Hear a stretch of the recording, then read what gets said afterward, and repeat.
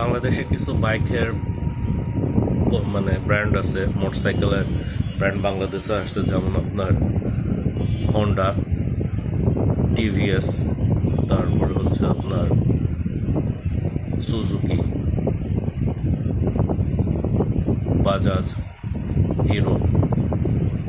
Hero বাংলাদেশে অল্প মানে ছোটো সিসির বাইক লাইক 110 সেগমেন্টের বাইক অনেক বেশি সেল করে। বাজাজও সেম, হন্ডাও সেম। এখন আনফর্চুনেটলি এদের যে ভালো গাড়িগুলো আছে, আমরা এতদিন যেগুলোকে দামি গাড়ি বলতাম লাইক সিবিআর, হাবিজাবি, ঠিক আছে, প্রপারলি এগুলোর সার্ভিস সেন্টার এইগুলো কোম্পানিগুলো এখন এস্টাবলিশ করতে পারে নাই। এটা খুবই আনফর্চুনেট ব্যাপার। এরা যদি ভালো সার্ভিস সেন্টার সারা বাংলাদেশে প্রত্যেকটা ডিস্ট্রিক্টে এস্টাবলিশ করতে পারে, তাহলে কিন্তু এসিআই মোটরস বা সুজুকি এইভাবে মানুষের সাথে বেইমানি করার অপরচুনিটি পাবে না।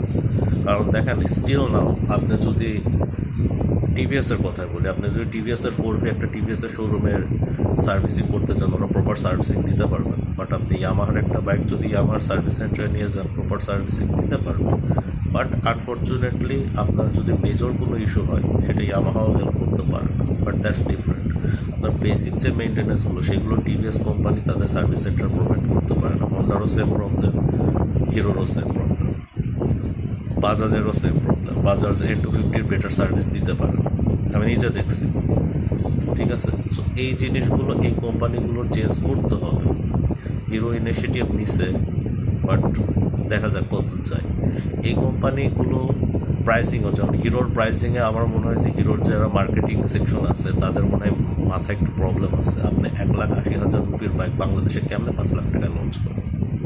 হাও, মানে এতটা স্টুপিড হয় কেমনে, আমি বুঝি না। আপনারা তো ভাই ইয়ামাহা না বা এসিআই মোটরস না।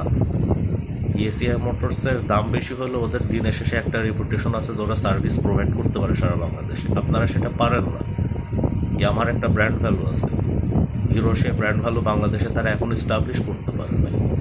সো আগে আপনারা ব্র্যান্ড ভ্যালু এস্টাবলিশ করার আগে আপনার আগে যারা কাস্টমার আছে তাদেরকে সার্ভিসটা প্রোভাইড করেন সার্ভিস সেন্টার।